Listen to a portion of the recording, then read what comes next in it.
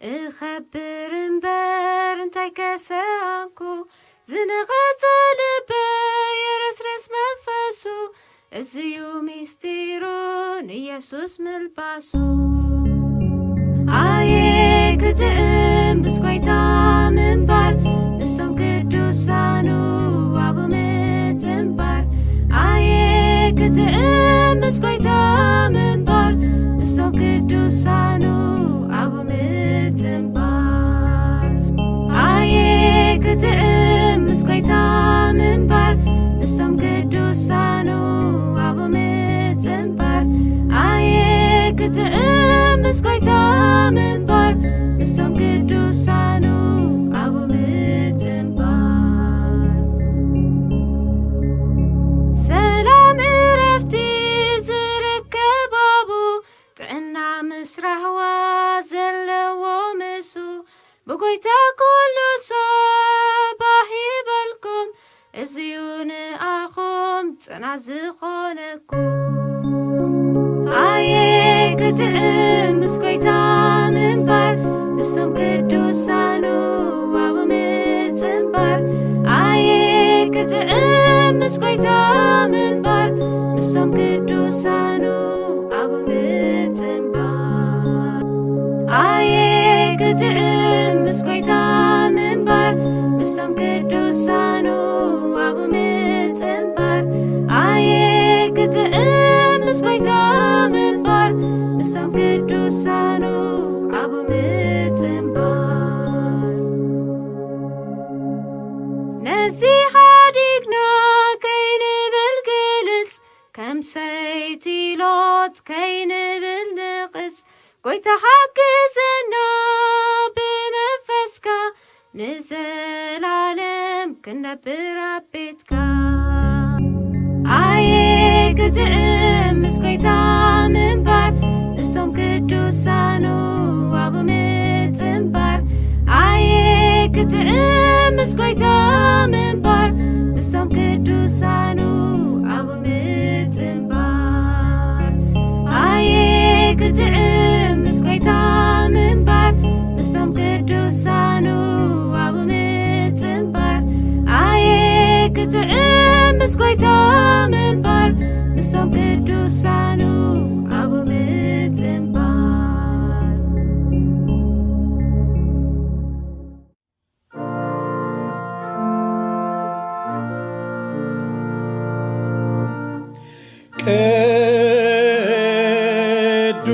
ቅዱስ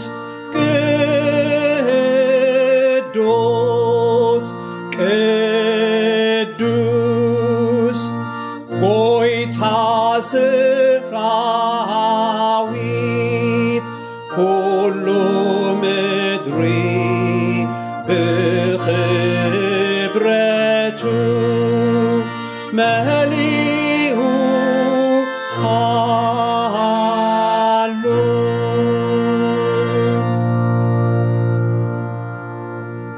እግዚአብሔር ኣብ ቅዱስ መቕደሱ ሎ ዝፋኑ ኸዓ ኣብ ሰማይ እዩ ነቶም ትሑትን ልቁስን መንፈስ ዘለዎም ድማ ቀረብኦም እዩ ጓይቶም ዝንስሑ ይሰምዕ ናብ ጸሎቶም ከዓ ጸኒሉ ይሰምዕ ለዚ ኣሚንና ናብ ዝፋንጸጉ ንቕረብ ሓጢኣትናን ዕዳናን ድማ ከምዚ ኢልና ንተኣመን ወኣምላኽ ከም ሳህድኻ መሓረኒ ከምቲ ዓብዪ ርሕራሕኻ ኣበሳይ ደምስስ ካብ ኣበሳይ ኣጸቢቕካ ሕጸበኒ ካብ ሓጢኣተይ እውን ኣጽርየኒ ኣነ ኣበሳይ ይፈልጥ ኣለኹ እሞ ሓጢኣተይ ኩሉ ግዜ ኣብ ቅድመይ እዩ ኣነ ንኣኻ ጥራይ በደልኩ ኣብ ቅድሜኻ እከይ ገበርኩ ገጽካ ካብ ሓጢኣተይ ከውሎ ንብዘሎ ኣበሳይ እውን ደምስሶ ወኣምላኽ ጽሩይ ልቢ ፍጠረለይ ጽኑዕ መንፈስካ ኣብ ውሽጠይ ሓድስ ካብ ገጽካ ይትደርብየኒ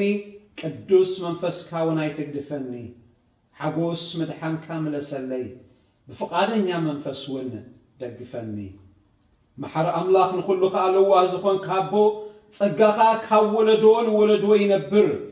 ንስኻ ዕጉስን ጸዋርን ኢኻ ንዝንስሑ ዘበሉ ኩሎም ከዓ በደሎምን ሓጢኣቶምን ይቕረ ትብለሎም ድማ ብለውሃትካ ናብ ህዝብኻ ክትርኢ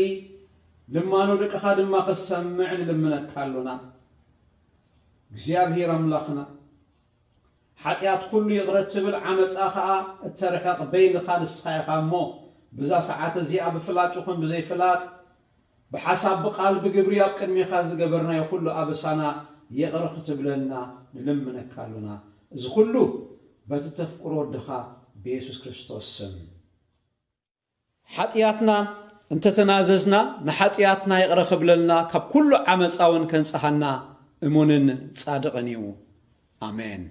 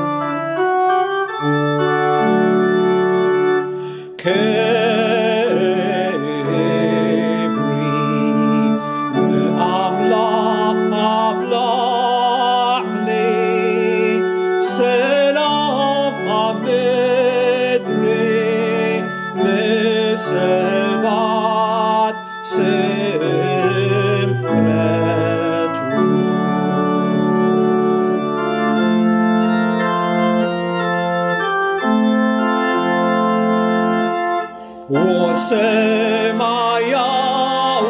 አምላኽና ስብሓት ይኹን ንኣኻ ስለቲ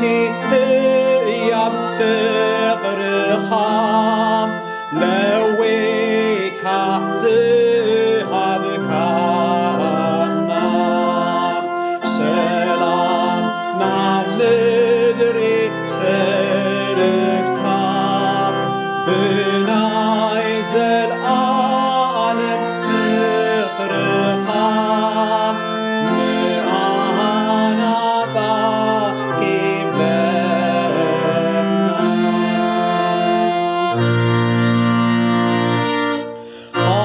ኣምላኽ ንስኻትኩም ይኹን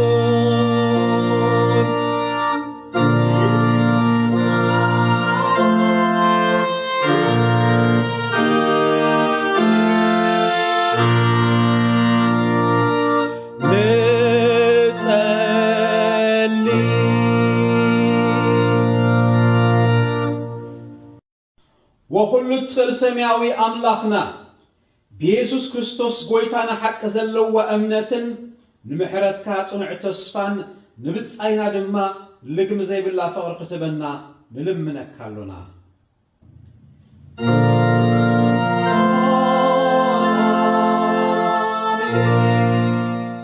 لبخم نابك زي أبيهر على الألو نايلومي كفل مسحف قدوس كأسمعو نايلومي كفل مسحف قدوسنا مزمور داويت معراف 15 كاب حدا قصع 5 إيو وغزي أبيهر أبدون كان كازا حدر منيو أبتخرن قدسنا خازي نبرك منيو اتي بقنا الناز ملالس صدق زقبر بلبو حق ززارب بلسانو زي حمي نمحازقو قل كفو زي قورو نبسايو زي صرفو اتي تيوف نعوق كوينو زرائيو نفرحتي እግዚአብሔር ግና ዘኽብሮም ዝጎድኦ እኳ እንተኾነ ነቲ ዝመሓለሉ ዘይልውጦ ገንዘቡ ብሓረጣ ዘይህብ ንጉድኣት ንጹሃን ከኣ መማለጃ ዘይቅበል እቲ ከምዚ ዝገብርሲ ንዘለዓለም ኣይናወፅን እዩ እዚ ቃል እግዚአብሔር ሕጂ ሓቢርና እምነት ክርስትናና ከምዚ ኢልና ንተኣመን نحن كل بزخل እግዚአብሔር አቦ ፈጣር ሰማይን ምድርን ንኣምናሉና ንሕና ብሓደ ወዲ ብጎይታና ኢየሱስ ክርስቶስ መንፈስ ቅዱስ ተጠንሰ ካብ ማርያም ድንግል ተወልደ ዘበን ጶንጢዮስ ጲላጦስ ሓሳር መከራ ጸገበ ተሰቕለ ዝሞተ እተቐብረ ናብ ሲኦል ዝወረደ ብሳልሰይቲ መዓልቲ ካብ ሙታን ዝተንስአ ናብ ሰማይ ዝዓረገ ኣብ የማን ኩሉ ዝኽእል እግዚኣብሔር ኣቦ ድማ ኮፍ ዝበለ ካብኡ ከዓ ንህያዋንን ንሙታትን ክፈርድ ዝምለስ ንኣምናሉና ንሕና መንፈስ ቅዱስ ብሓንቲ ቅድስ ናይ ሐዋርያት ቤተ ክርስቲያን ብሕብረት ቅዱሳን ብሕድገት ኃጢአት ብትንሣኤ ሙታን ብሕይወት ዘለዓለም ንኣምናሉና ኣሜን።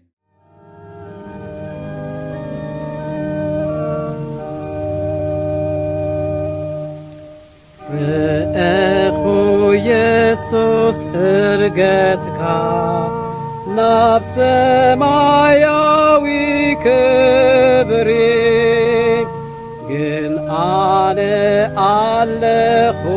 ገና ከም ጋሻ በዛ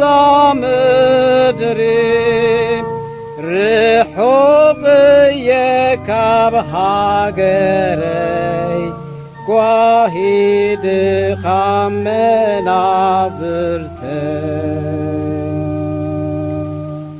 ርሑቕ ካብ ኣቦይ ኣለኹ ክሳብ መዓዝ ወጎይታይ ዓይነይ ኣይበጽሕኒ ናቡ ይስማዕ ግን ጸሎተይ ብስሙ እንተለመንኩ ክቐርብ እኽእል ናብኡ ሽዑ እርኢ ብእምነተይ ነታ ብጽእቲ ሃገር ካብ ዓይነይ ኣይትኽወልን ምስ ኣምለጥኮ ካብ ሽጋር እረክብ ሕብረት ምስ ጻድቃን ኣብቲ ኣባይቲ ብፁዓን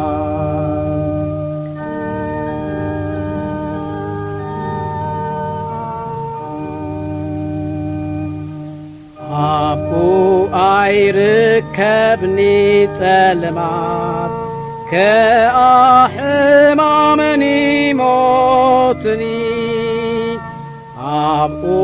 ኣይስማዕኒ ብኽያት ናብኡ ልበይ ይደሊ ኣብ ላዕሊ ምስ መድሓኒየይ ክነብር እዩ ድልየተይ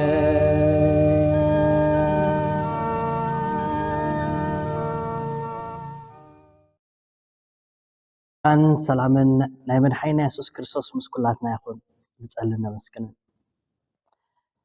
ዝነበርካን ዘሎኻን ንዘላለምካ ህያው ኮንካ ትነብር ቅዱስ እግዚአብሔር ኣቦና ብስም መድሓኒናን ጎይታናን ኢየሱስ ክርስቶስ ኩሉ ክብሪ ኣምልኾ ስግደት ንዓኻ ንበይንኻ ይኹን ህያው ኣቦና ለሞን ብመንፈስካ ኣብ ማእከልና ክትርከብ እሞነቲ ቅዱስ ቃልካ ድማ ክትገልጸልና ንልምነካ ኣልብራ እግዚአብሔር ብኽብርኻ ኣብ ማእከልና ክትግለጽ በቲ ቅዱስ ቃልካ ድማ ዓይንቲ ልብና ክትከፍተልና እሞ ጎይታ ነቲ ንስኻ ትብለና ብህድኣት ክንሰምዖ ክከኣለና ብሽም ኢየሱስ ክርስቶስ በመንፈስ ቅዱስ ካጌርካ ቃልካ ግለጸልና ኣብ ሕግኻ ተኣምራት ክንርኢ ዓይንትና ክፈተልና ነቲ ንስኻ ጥራይ ትብሎ ሃዲና ክንሰምዖ ንዑ ሰሚዕና ድማ እግዚአብሔር ኣቦ ኣብዛ ምድሪ እዚኣ ብፍርሃትካ መታን ክንመላለስ ንዓኻ ፈሊጥና ናኽቢርና ድማ ክንሓልፍ ዘበን ህይወትና ንስኻ ክትባርኾ ንጽልሉና ነሆን ዝተረረ ልቢ ቃልካ ሞደሻይ እሞ ብቓልካ ጌርካ ክሰብሮ ንጽልሉና ዘይተነስሐት ነፍሲ ኣብ ሕማም ንዘላ ነፍሲ ድማ እግዚአብሔር ቃልካ ጥዕና ይህብ ሓራ የውፅእ እሞ ብሽም ኢየሱስ ክርስቶስ ከምኡ ኮይንካ ክትግለጽ ንጽልሉና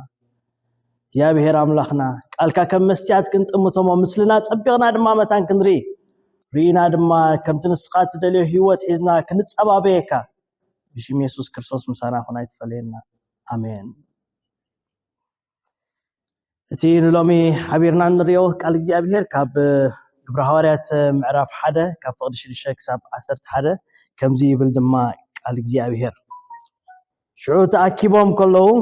ጎይታይ በቲ ወርሓት ዝዶን እስራኤል መንግስቲ ከተቕንዕ ኢኻ ኢሎም ሓተትዎ። ንሱኻ ኣቦ ብስልጣኑ ዝመደቦ ዘበኑን ጊዜውን ክትፈልጡ ናታትኩም ኣይኮነን። መንፈስ ቅዱስ ናባኻትኩም ዝወርድ ግና ሓይሊ ክትቅበሉ ኣብ ኢየሩሳሌምን ኣብ ኩሉ ይሁዳን ኣብ ሰማርያን ክሳዕ ወሰን ምድሪ ምስክር ክትኮኑኒ ኢኹም በሎም። እዚ ምስ በለ ድማ እናረኣይዎ ዓረገ ካብ ዒንቶም ደበና ተቐበለቶ። ንሱ ክዓርግ ከሎ ንሳቶም ከዓ ናብ ሰማይ ገጾም ክጥምቱ ከለዉ እነሆ ጻዕዳ ክዳውንቲ ተኸድኑ ክልተ ሰብኡት ኣብ ጥቖም ደው ኢሎም ነበሩ እሞ ኣቱም ሰብ ገሊላ ስለምንታይ ናብ ሰማይ እናጠመትኩም ደው ኢልኩም ዘለኹም? እዚ ካባኻትኩም ናብ ሰማይ ዝዓረገ ኢየሱስ ከምቲ ናብ ሰማይ ክዓርግ ከሎ ዝረአኹሞ ከምኡ ገይሩ ከዓ ክመጽእ እዩ በልዎም ይብለና ቃል እግዚአብሔር። እቲ ኣርስትና ናይ ሎም መዓልቲ ብዛዕባ ዕርገት እዩ። ጎይታና ኢየሱስ ክርስቶስ ነቲ ዝዓረገሉ ምኽንያት ድማ ሎም መዓልቲ ክንሪኦ ኢና። ኣብቲ ፍቕዲ 3 ናይዚ ምዕራፍ 1 ሒዝናዮ ዘለና ድሕሪ ስቅያቱ 40 መዓልቲ እናተራእዮምን ብዛዕባ መንግስቲ ኣምላኽንካ እናነገሮምን ብብዙሕ መፈለጢ ህያው ምዃኑ ርእሱ ከም ዘረኣዮም ጽሒፈልካ ኣለኹ ይብል ሉቃስ ነዚ ክጽሕፍ እንከሎ። ስለዚ ጎይታና ኢየሱስ ክርስቶስ ድሕርቲ ስቅያቱ ብዝተፈላለየ ምኽንያት 40 መዓልቲ እናተራእዮም ከም ዝተንስአ ብብዙሕ መፈለጥታ ድማ እናተራእዮም ኣብ ማእከሎም ይመላለስ ነበረ። ህያው ምዃኑ ይብል ትቃል ህያው ምዃኑ ርእሱ ኣርኣዮም ይብለና። እጂ ክርስቶስ ካብ ሞት ከም ዝተንስአ ነፍሱ ድማ ህያው ምዃኑ እናርኣዮም ብዝተፈላለየ መንገዲ ይግለጸሎም ነይሩ። ከምቲ ሐዋርያ ጳውሎስ ድበሎ ድማ ከባቢ 500 ሰባት ዝኣኽሉውን ብዝተፈላለየ ምኽንያት ተራእዮም ይብለና። እጂ ፍርሃትን ጥርጥርን ካብ ልቦም ድሕሪ ምርሓቑ በዚ ንሱ ብምግላጹ መጀመርያቲ ሞትን መከሩን ስቅያቱን ኩሉ ምስ ረኣዩ ብዙሕ ፍርሃትን ብዙሕ ስቃይን ነበሮም እዞም ደቂ መዛሙርቲ። ድሓር ግና ብርእሱ ምስ ገለጸሎም ብዝተፈላለየ ምኽንያት ምስ ተራእዮም ፍርሃትን ጥርጥርን ካብ ልቦም እናረሓቐ ድማ ኸደ ናብ ሰማይ ድማ ዓረገ ይብልና። ስለዚ ዕርገት ማለት ንላዕሊ ምድያብ ማለት እዩ። ንላዕሊ ምድያብ ማለት እዩ። ሕጂ ናብቲ ፍቕዲ 6 እናተመልከትና ዝሓትዎ ዘለዎ ሕቶ ክንምልከት። ሽዑ ተኣኪቦም ከለዉ ይብል ጎይታ በዚ ወርሓት ዝዶ ንእስራኤል መንግስቲ ከተቕንዕ ኢኻ ኢሎምሲ ሓተትዎ ይብለና። ሓተትዎ ሕጂ እቲ ምድራዊ ነገር ይመጽእ፣ እቲ ምድራዊ ሓሳብ ይመጽእ። ከምቲ ቅድሚ ሕጂ ኣብቲ ወንጌላት ድማ እንሪኦ ብዙሕ ምኽንያታት ድማ ንሳቶም ንሮማውያን ሲሒሩ መንግስቲ ኣብ ምድሪ እስራኤል ክትክል ይጽበይዎ ይደልይዎ ከዓ ስለ ዝነበሩ ድማ ሕጂ መንግስቲ ማዕስያ ከተቕንዕ ማዕስያ እታ ጊዜት እያ ከመይ እቲ ጊዜቲ ሕጂ ድያ ከተቕንዓ ሕጂ ዲኻ ንስኻ ኣብዛ ምድሪ እስራኤል ክትነግስ ከመይ እዩ ዝኸውን ኢሎም እዮም ዝሓትዎ ዘለዉ። ካብ ኢድ ሮማውያን ከድሕኖም ድማ እዩ እቲ ትጽቢቶም ዝነበረ። ሓደ እዋን ኢየሱስ ክርስቶስ እንጌራን ዓሳን ገይሩ ንብዙሓት ሰባት ባሪኹ ቆሪሱ ምስ ሃቦም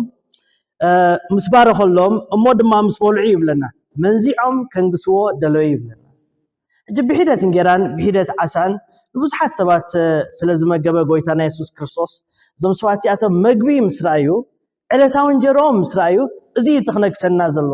እዚ ኣብ ምድሪ እስራኤል ክኸውን ዘሎ ድሌታትና መታን ክፍጽመልና ክንጠርዕ ንሱ ከዓ ክምልሰልና ዝደለናዮ ክንሓቶ ንሱ ድማ ክምልሰልና ዝብል ሓሳብ ነይሮም። ሽዑ መንዚዖም ከንግስዎ ደለዩ ይብለና። ጎይታ ግና ካብኣቶም ኣልጊሱ መልሲ ናይ ኢየሱስ ክርስቶስ ነቲ ምድራዊ ሓሳባቶም ግን እንታይ ነይሩ እንተዳኢልና መንግስተይ ካብዛ ዓለም እዚኣ ኣይኮነትን ኢልዎም። ሕጂ ጎይታና ኢየሱስ ክርስቶስ ነቲ ሰማያዊ መንግስቲ ተልእኮ ዶ ኣይመጽእ እምበር ምክንያቱ ቃል እግዚአብሔር ከም ዝነግረና ጎይታ ከገልግል ምጀመረ በወንጌል እመኑ ተነስሑ እናበለሲ ንመንግስቲ ኣምላኽ ክሰብኽ ከም ዝጀመረ ቃል እግዚአብሔር ይነግረና። ኣብቲ ፈለማ ናይ ኣገልግሎቱ ክርስቶስ ኢየሱስ ሕጂ ክመጽእ እንከሎ ብዛዕባታ መንግስቲ ኣምላኽ ኣብ ምድሪ ክሰብኽ ከሎ ንዕዘቦ ንሪኦ ናብ ቃል እግዚአብሔር። ስለዚህ መንግስተይ ካብዛ ዓለም እዚኣ ኣይኮነትን መንግስተይ ካብዛ ዓለም እዚኣ እንተትኸውን እዞም ገላውናተይ ምተዋግኡለይ ነይሮም ድማ ኢሎም ምክንያቱ ምድራዊ መንግስቲ ኩሉ ግዜ ወተሃደር ኣለዎ ናቱ ገላው ኣለዎ ናቱ ሓላው ኣለዎ ጠበንጃ ዝሓዘ ሰይፍ ዝሓዘ ስለ ዘለዎ እዚኦም ኩላቶም ሕጂ ናተይ መንግስቲ ብዝኔራ ተትኾንሲ ምተዋግኡ ነይሮም ካኢልዎም ኣብዚ ፍቅድና 7 ሕጂ ክምልሰሎም ከሎ ጎይታ ነታሕቶም ኣቦ ብስልጣኑ ዝመደቦ ዘበኑን ግዚኡን ክትፈልጡ ናታትኩም ኣይኮነን ኢሎም ሕጂ እግዚአብሔር ኣቦ ናቱ ዘበን ናቱ ጊዜ ንሱ ዝዓየሉ ከምቲ ሰባት ዝደልይዎን ጽበይዎን ዘይኮነሲ ጎይታ ባዕሉ ዝዓየሉ ዘበንን ጊዜን ከም ዘለዎ ድማ ይዝገልጸልና ስለዚ ኣምላኽ ብሙድብ ጊዜ ይዝዓይ ንሳራ ክበጽሓን ከሎ ቃል እግዚአብሔር ከም ዝነግረና ኣምላኽ ብተዛረቦ ሙድብ ወርሓት በጽሓ ይብለና ናቱቶም መልእክተኛታት ክነግሩዋን ከሎ ነቲ መልእክቲ ከምዛ ዓመት እዚኣ ድሕረ ንዓመታ ክትወልዲ ኸዮም ኢሎም ማን ነይሮም ሕጂ ነዚ መልእክቲ እዚ ድሓር ክመጽእ እንከሎ ፍትና ዓመታ ኣብቲ ሓደ ዓመት ኣቢሉ ክመጽእ እንከሎ ኣምላኽ ሙድብ ወርሓት ይብለና ኣብ ሙድብ ወርሓት ድማ መጻ በጽሓ ይብለና ስለዚ እግዚአብሔር ሙድብ ጊዜ ይሰርሕ ንሕና ስለዝደለናዮ ንሕና ከቃላጥፈልና ስለዝደለናዮ ንሕና ድማ በቲ መንገድና እንደልዮ ዘይኮነሲ እግዚአብሔር ብመደቡን ብሰዓቱን ዝግለጽ ኣምላኽ እዩ ክብርን እግዚአብሔር ይኹን ንምድራዊ ነገራት ክንሪኦም ከለና ኣብዛ ምድሪ እዚኣ እሞ ድማ ሓሳብ እግዚአብሔር ክንእትወሉ ከለና ብዙሕ ሰብ ዝጋገዮ ድማ ኣብዚ ከምቲ ሓቆኑን ከምቲ ድሌቱን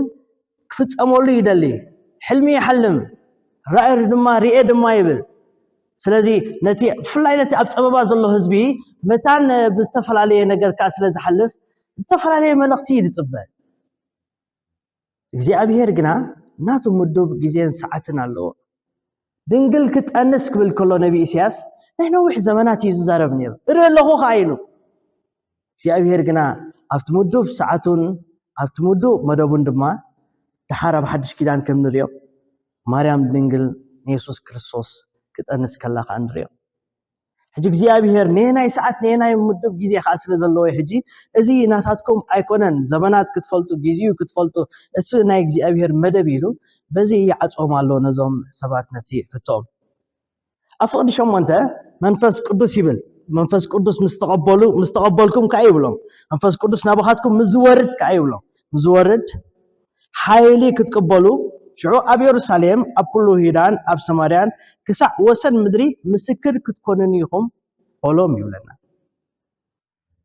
ጎይታ ነቲ ተልእኾ ቅድሚ መሃቡ ሕጂ ነቲ ዓብ ተልእኾ ምስክር መታን ክኾኑ መጀመርያ መንፈስ ቅዱስ ናባኻትኩም ምዝወርድ ኢልዎም መንፈስ ቅዱስ ናባኻትኩም ምዝወርድ ሓይሊ ክትቀበሉ ኢልዎም ሓይሊ ንምንታይ ንምስባኽ ንምዕያይ ንምስክር ንምዃን ትብዓት ሓይልን መታን ክረኽቡ ኣብ ቅድሚ ሰባት ደው መታን ክብሉ መንፈስ ቅዱስ ናባኻትኩም ዝወርድ ሓይሊ ክትቀበሉ ኢኹም ኢሎም ጎይታና ኢየሱስ ክርስቶስ ህላውነት መንፈስ ቅዱስ ኣባና ሓይሊ ኣምላኽ ዘለዎ ምዃንና ቀንዲ መለለይና እዩ ኣብ ህይወት ናይቲ ክርስትና ሓይሊ መንፈስ ቅዱስ ምህላውና ኣብ ኣገልግሎትና ቀንዲ መለለይና እዩ ኣብ መዛሙራትና ኣብ ስብከትና ቀንዲ መለለይና እዩ ስለዚ ሓይሊ መታን ክቀበሉ ዝብል ዘሎ ቃል ኣዝያ ኣገዳሲት ዝኾነት እያ ነትዕዮ እግዚአብሔር ብመንፈስ ቅዱስካ ዝዕየኻ ስለ ዝኾነ ህላውነት መንፈስ ቅዱስ ኣብ ህይወቶም ሕጂ ክንሪኢ ከለና ኣብ ህይወቶም ዝተረኣየ ለውጢ ቅድሚ ምቕባሎምን ድሕሪ ምቕባሎምን ዘሎ ኣብ ወንጌል ክንደስስ ከለና ኣብ ማቴዎስ 26 ፍቅዲ 67 ንሐዋርያ ጴጥሮስ ንስኻ እውን ምስ ኢየሱስ እዚ ገሊላዊ ነርካ ኻይሎሞ ኣፍታ ሓሙስ ምሸት ጎይታና ኢየሱስ ክርስቶስ ዝጸፍዕዎን ዘላገጹሉን ዘለው ኣብቲ ሓዊ ኣውጊዶም ብሓንሳእ ኮፍ ኢሎም እንከለው ንስኻ ምስኡ ነርካ ኢኻ ዘረባኻ እውን የፍልጠካ ኣሎ ምስ በሎ ኣይነበርኩን ኢሉ ካብ ፍርህት ተበገሰ ኣይፈልጦን ድማ ነዚ ሰብኣይ እዚ ኢሉ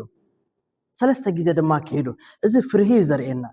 ድሕሪ ምቕባሎም ከ መንፈስ ቅዱስ ምስተቀበሉ ዘርአይዎ ለውጢ ኣብ ግብረ ሐዋርያት ንሪኦ ታሪክ ናይዞም ሐዋርያት ኣብ ግብረ ሐዋርያት ምዕራፍ 4 ፍላይ ድማ ካብ ምዕራፍ 3 ትሒዝና ከነንብቦን ከለና ኣብቲ ናይ መጀመርያ ኣገልግሎቶም ሐዋርያት ወንጌል ጎይታና ኢየሱስ ክርስቶስ ክሰብኩ ናብቲ ቤት መቅደስ ምስከዱ ኣብ ደገ ቤት መቅደስ ሓደ ካብ ብንእስነቱ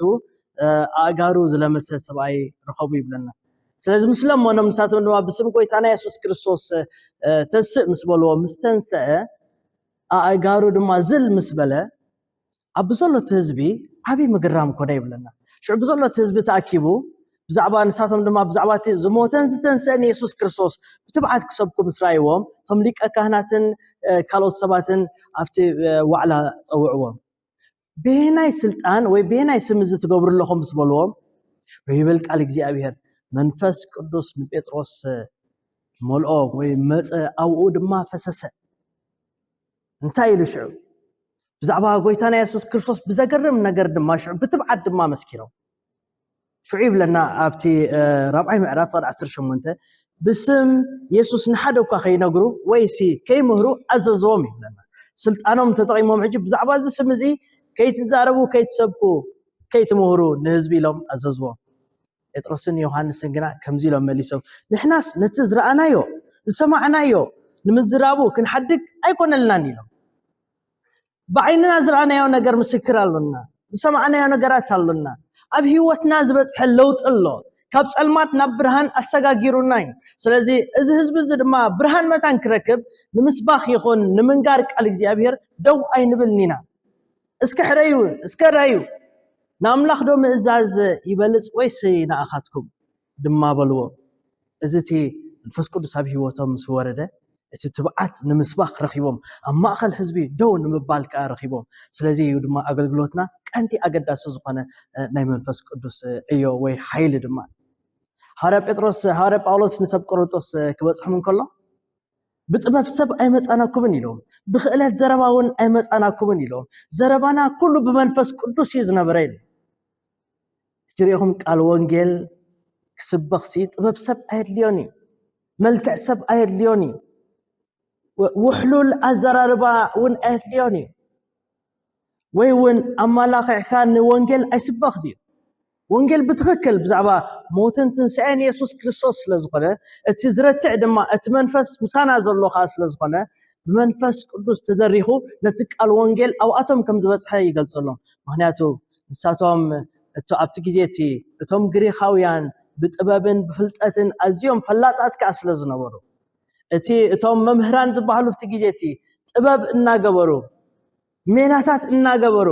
ይምህሩን የስተንክሩን ካስለ ዝነበሩ ኣብቶም ሰባት ከም ይኮነን መንፈሳዊ ነገር ኢሎም እቲ መልእኽትና ግና በመንፈስ ቅዱስ ተሰነየ ነይሩ ስለዚ መንፈስ እግዚአብሔር ብዘስምዑ ቃል ዳምበር ንሕና ዝሓዋወስናዮ ዘረባውን ተጣዋወየ ጽውጽዋይውን ኣይኮነን ባር ኣገልግሎቶም ናይ ሐዋርያት بمنفس قدوس ايو زنبره ابزي قال እግዚአብሔር ከም ንረኽቦ እቲ ካልእ ክንሪኦ ከለና ተቀዳማይ ንሪኦ ዘለና ቅድሚ መቀባሎምን ድሕሪ መቀባሎምን ዝነበረ ህይወት ናይ ሐዋርያት እዩ እዚኣታ ኣብ ፍቅዲ ምዕራፍ 1 ፍቅዲ 8 እንሪኣ ዘለና መንፈስ ቅዱስ ናባኻትኩም ክወርድ ሓይሊ ክትቀበሉ ኢኹም ዝብላ ዘሎ እቲ ካልእ ዶብ ዘስግር መንፈስ ቅዱስ ምዃኑ ድማ እቲ መጀመርያ እቶም ሐዋርያት ኣብቶም ምስኦም ዝመስሉ ኣብቶም ዓሌቶም ኣብቶም እስራኤላውያን ወይ ድማ ኣብቶም ኣብ ኢየሩሳሌም ዝቕመጡ ዝነበሩ ሰባት ንዖም ጥራሕ ንምግልጋል ዝነበረ ጎይታና ኢየሱስ ክርስቶስ ግና እንታይ ኢሉ ስቴፕ ባይ ስቴፕ መታን ክኸዱ ሰማርያ ኢየሩሳሌም ይሁዳ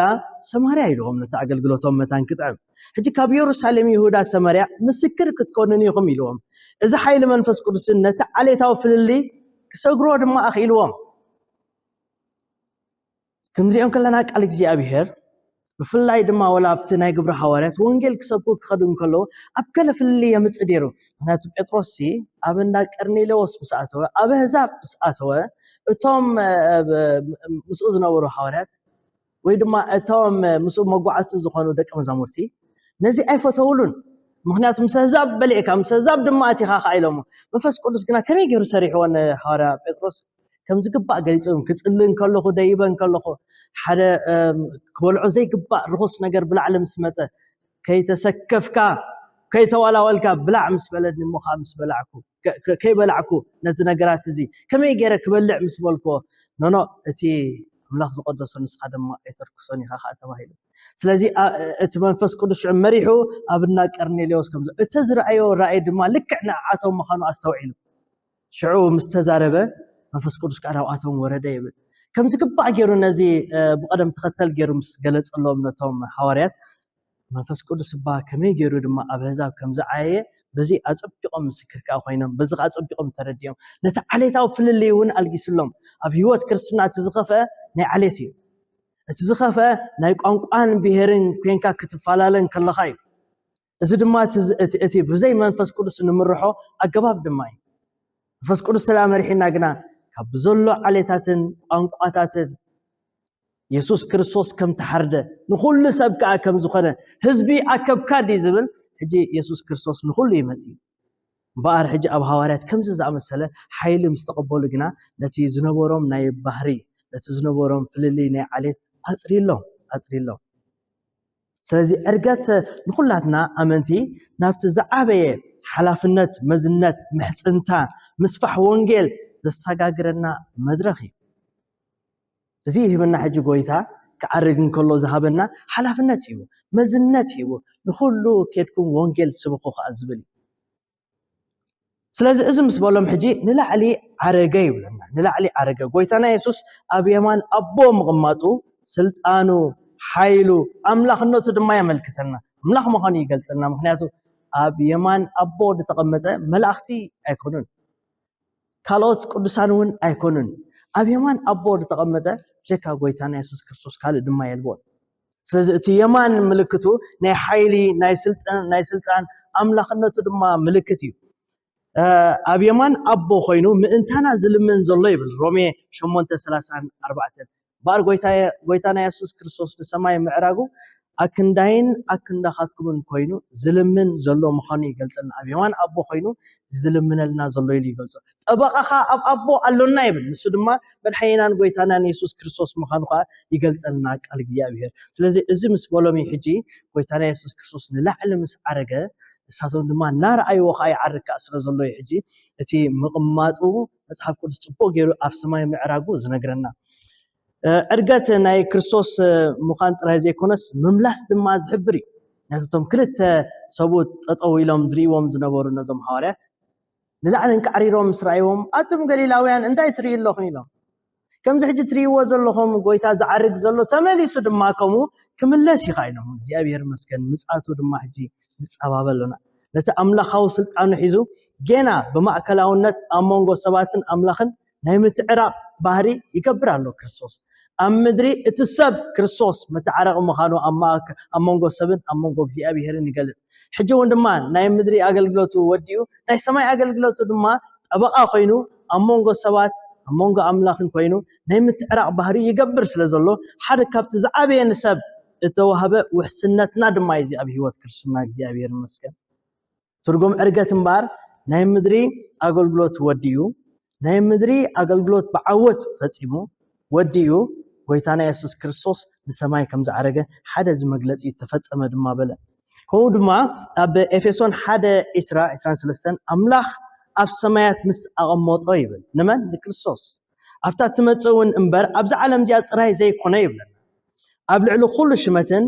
ስልጣንን ሓይልን ጎይትነትን ስመ ዘበለ ስምን ኣርኣሶ ይብለና ስለዚ እቲ ናይ ጎይታና ኢየሱስ ክርስቶስ ልዕል ምባሉ ልዕሊ ኩሉ ምዃኑ ስልጣን ሽመት ድማ ዝገልጸልና ኩሉ ምድሪ ከዓ ብስሙ መታን ክትምርከኽ ከይብል ኣብ ፊልጵ 2:9 ኩሉ ብርኪ ብስም ኢየሱስ መታን ክንብርከኽ ልሳን ዘበለው ንኽብሪ እግዚአብሔር ኣቦ ኢሉ ኢየሱስ ክርስቶስ ጎይታ ምዃኑ ክእመን እዩ ኣምላኽ ናብ ልዕሊ ኩሉ ልዕል ዘበሎ እዩ ዝብለና ስለዚ እቲ ናይ ጎይታና ኢየሱስ ክርስቶስ ልዕል ምባሉ ኩሉ ብስም ኢየሱስ ክርስቶስ መታን ክንብርከኽ ናይ መወዳእታ ድማ ስፍራ ከዳልወልና ዓሪጉ ዮሐንስ 14 ደቂ መዛሙርቱ ክገልጸሎም ከሎ ምዕራፍ 14 ካብ ፍቅዲ ሓደ ትሒዝና እንተዳ አንቢብናዮ ልብኹም ኣይሸበር በኣምላኽ እመኑ በኣይ ድማ እመኑ ኢሎም ኣብቲ ቤት ኣቦይ ብዙሕ ማሕደር ኣሎ ይብል ኣበይ እቲ ማሕደር ኣበይ ኣብ ሰማይ ብዙሕ ኣሎ ኣነ ሕጂ ከይድ ኣለኹም ከይደ ድማ ስፍራ ከዳልወልኩም ይብል ጎይታና ኢየሱስ ክርስቶስ ምዕራጉ ንሰማይ ቦታ መታን ከዳልወልና ስፍራ መታን ከዳልወልና ከይደ ስፍራ ምስ ኣዳለኹልኩም ተመሊሰ ከዓ መጽአ ወስደኩም ይብል እግዚአብሔር መስገን እዚ ተስፋና ሕጂ ሎሚ ቅድሜና ሓሊፎም ዘለው ሞይቶም ዘለው ኣብ መቃብር ዝቀበርናዮም ኣብ ባሕሪ ዝተወስዱ ኣብ በረኻ ድማ ዝጠፉ ዓበይቲ ይኹኑ ንኣሽቱ ብዘይ ገድስ ሓደ መዓልቲ ጎይታና ኢየሱስ ክርስቶስ ኣኻኺቡ ከምጾም حدا معلتي أب سماي كترن فناين خلاتنا تملي سخوزكم تمسات نا يسوع كريستوس أفتقدم أي كفل زمن تسفاك خونم نتم آمنتي حواريات زبلوزنا ورنتاي يسوع كمتسيم زبلون مسات يوم تتأمتوا مني أنك عليهم نتأمت خلوا يحجزهم ملاك كانت مسات نا يقويتنا يسوع كريستوس نقرزلو ناينا فقط أنت تأمتوا تملي سخ متسي أجهم إذا سمع سلازي عندما بحقوس كنبرخ إلى مهارات يسوع كملاسي نقول يوحنس دم أفترايو قلت لنا قلوا معرف إسران حدا رأي يوحنس رأيه يبل مرعاوي كورد كله كاب سماي مرعاد دما تدالي دما كذك أوا والله قلا رأيه يبل كم مرعاوي أتسلمت كعيب لنا استسلمت بقول استدالوت مدحاني أخ مت إدنا تصبيت شعب زعباتها سفرها قلت لنا قلوا أو بخيات يلبون أو حزن يلبون أو مسكور قاري يلبون يقولنا نتا سماوي بتقلص كله برأي ريو لك كم زين سماي زخده سلازي دا ساير عين أو زبل عير عين مالت بخياتن محرك أم أسنان يلن سلازي كتسلمي لا مرعويا كوزخ عن العلي كما تسكا ريخيلو كبرني جيابي هرقون زي تسفا كريستيان أبزا مدرزيا يسوع كريستوس متيو كابزا أجرجر زملا من نواز زملا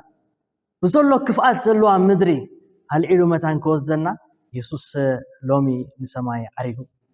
بزنا وعلو زلنا أرجت لنا نسوع زلنا نسماي عريقو تمعراقون بارحجي تمليسو كم زمسكا زمل كتلناي سلازي أبينا دلنا دلواتي كبرنا كسي أبي أمدرنا ناتقمتنا خلنا عيونا معلتاو عيونا الناس رحنا نكلنا بزعبا مسات قويتنا يس كريستوس كنا أوشتنا كحدري يقبو كنذكرو يقبأنا مخنياتو زلنا يو جزين نرأيو حتير أواني إذا حتير أواني زي كله توعوع إلو حل فيه أنا نسخاتكم من جنا فرج سماي نسبة زلنا بهوة انتلنا ويسب مويتنا وننتلنا بزي قد سابي لنا يسوع كريستوس كنا كمزي أما قابر زلو دمت ود أملاخ سمعوا لا ساعات كتمتي أيبلنا دمت ود أملاخ سمعوا لا ساعات كتمتي يسوع متي اللقم سبلا بقر ما أبو بقر مو يبلنا قال إجابير بقر ما ملاختي تعجبوا كاب سماي بدبنا كمتي يبلنا زدبنا زي كبر أملاخ زجلس دبناي بارحجي مسعاتو الناتس أبابنا نقولتا أبزام درزيا بفرهات كنبر إجابير صقوم برقتن يهابنا اسم إجابير أبون ودن نفس قدسن حد أملاخ آمين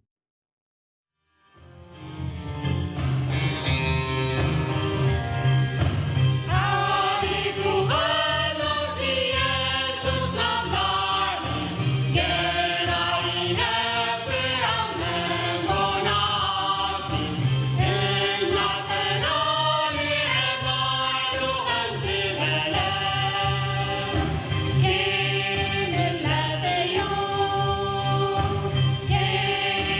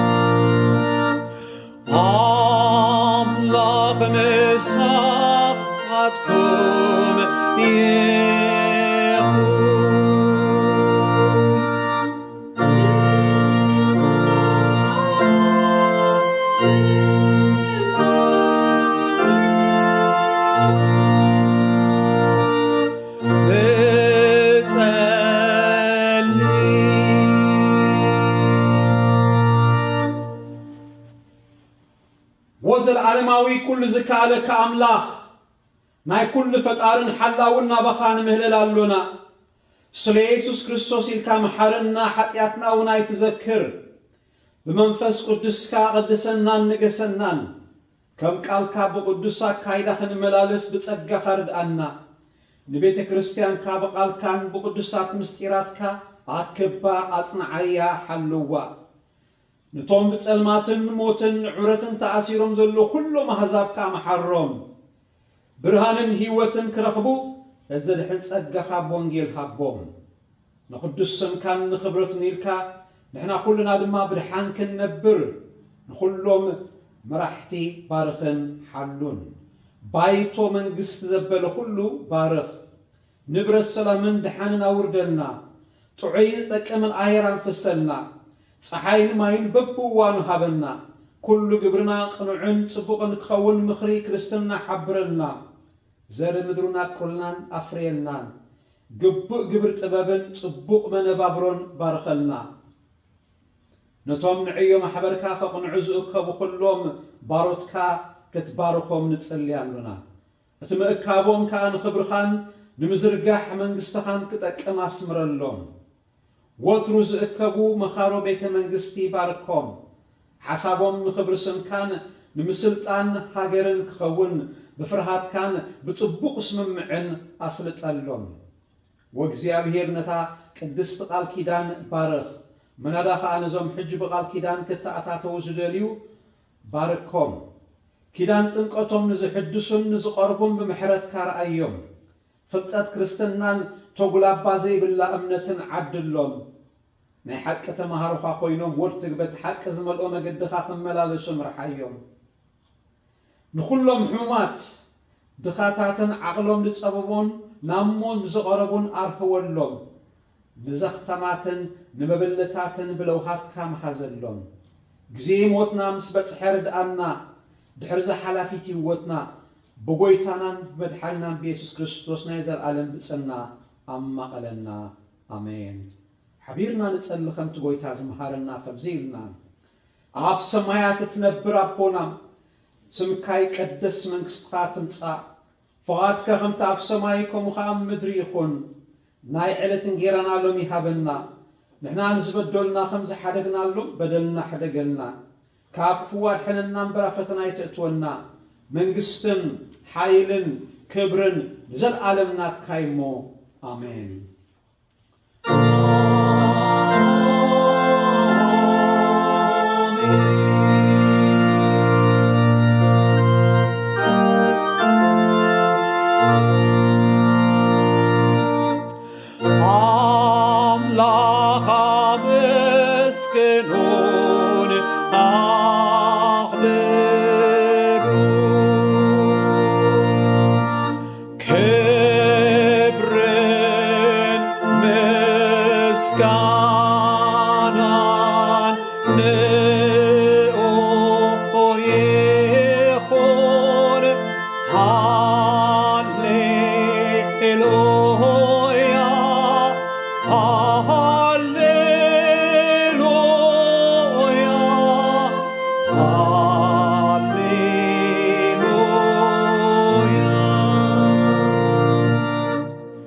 لبخمنا بإግዚአብሔር አልዕሉ በረኸቱ ድማ ተቀበሉ እግዚአብሔር ይባርኽኩም ይሐልኹም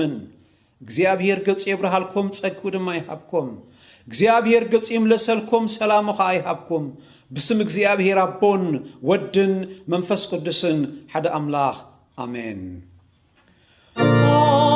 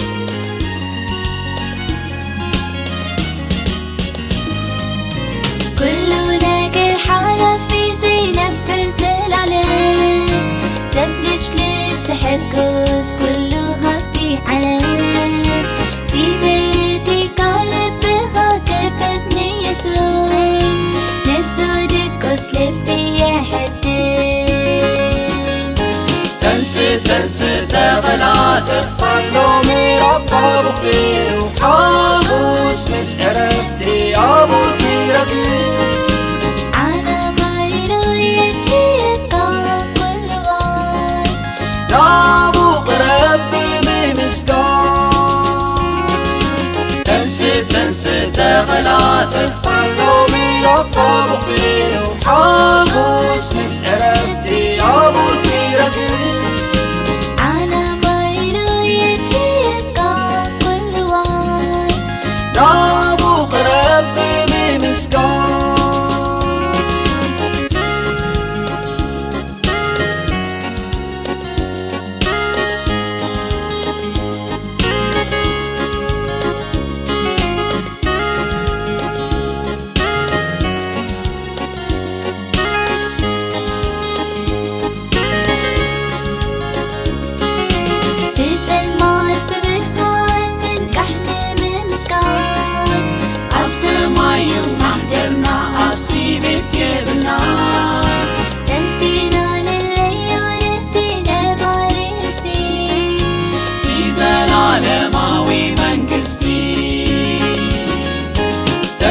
تنسى تغلاطف علومي رفع بخير وحابوس مس عرفتي أبوتي رقيب أنا غير يجيك كل وان نابو قرب بمسكان تنسى تغلاطف علومي رفع بخير وحابوس مس عرفتي أبوتي رقيب أنا غير يجيك كل وان نابو قرب بمسكان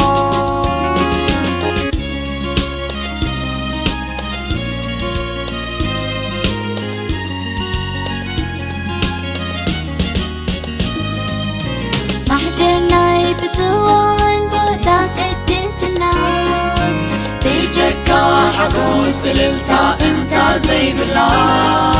كم مقابر تنسيل سفرة تاريخنا نبقى عزنا بسلالم بيتنا تنسى تغلاطف علومي رفع بخير وحابوس مس عرفتي أبوتي رقيب أنا غير يجيك كل وان نابو قرب بمسكان تنسى تغلاطف علومي رفع بخير وحابوس مس عرفتي أبوتي رقيب